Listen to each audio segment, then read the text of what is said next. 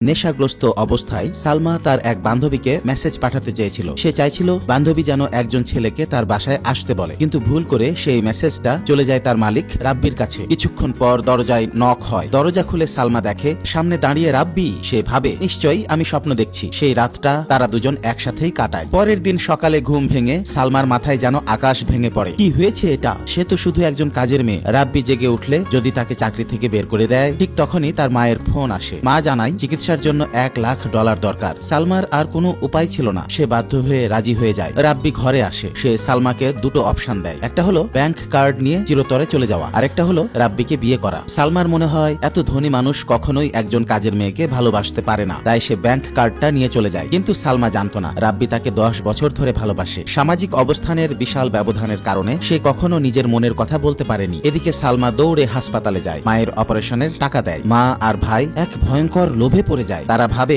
সালমার কাছ থেকে আরো টাকা বের করা যাবে। সালমা আসতেই মা গুরুতর অসুস্থের অভিনয় শুরু করে। ভাই জোর করে আরো টাকা চাইতে থাকে। সালমা বলে সব টাকা অপারেশনেই শেষ। ভাই রেগে তাকে চড় মারে। এ সময় মা মুখে নকল রক্তের প্যাকেট চেপে ধরে। সালমা ভয় পেয়ে ডাক্তারের জন্য দৌড়ায়, কিন্তু যে ডাক্তার আসে সে আসলে ভুয়া, মায়ের সাজানো লোক। ডাক্তার বলে অবস্থা আরো খারাপ, আরো $2,00,000 লাগবে। সালমা অসহায় হয়ে ভাইয়ের কাছে সাহায্য চায়, কিন্তু ভাই তাকে নিয়ে যায় একটা বারে। সাহসী পোশাক পরিয়ে জোর করে মদ বিক্রি করাতে চায়। একজন খদ্দের যখন সালমাকে হেনস্থা করছিল ঠিক তখনই সেখানে হাজির হয় রাব্বি। সে সঙ্গে সঙ্গে লোকটাকে সরিয়ে দেয়। নিজের কোট দিয়ে সালমাকে ঢেকে নেয় আর কোলে তুলে বাসায় নিয়ে যায়। বাসায় এসে রাব্বি জিজ্ঞেস করে তুমি এমন কাজ করছো কেন? সালমা লজ্জায় কান্নায় সব সত্য বলে ফেলে। তার টাকার খুব দরকার। রাব্বি তখন তাকে বলে চলো চুক্তিভিত্তিক বিয়ে করি। সে বলে আমাকে বিয়ে করলে আর বারে কাজ করতে হবে না, আমি প্রতি মাসে তোমাকে টাকা দেব। সালমা অবাক হয়ে প্রশ্ন করে আপনি আমার জন্য এত কিছু করছেন কেন? রাব্বি ধীরে বলে কারণ আমি তোমাকে 10 বছর ধরে ভালোবাসি। বন্ধুরা, এভাবে আমার গল্পের নায়ক নায়িকার নাম তোমাদের নামে শুনতে চাইলে কমেন্টে নাম জানাও, আসবে সেই নাম কোনো এক ভিডিও।